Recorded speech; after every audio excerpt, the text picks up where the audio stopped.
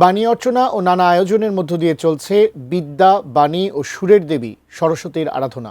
সরস্বতী পূজা উদযাপন পরিষদের উদ্যোগে সকালে জাতীয় প্রেস ক্লাবের কাজী নজরুল ইসলাম মিলনায়তনে প্রতিমা স্থাপনের মধ্য দিয়ে শুরু হয় পূজার আনুষ্ঠানিকতা।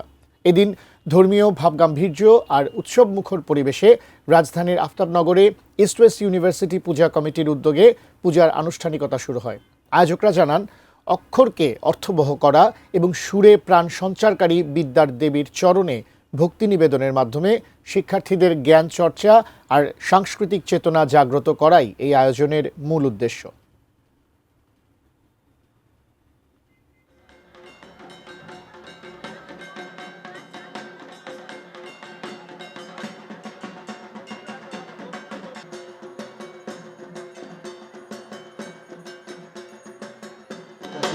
তারা সকলে পূজা মণ্ডপের ভেতরে আসুন, আপনাদের জন্য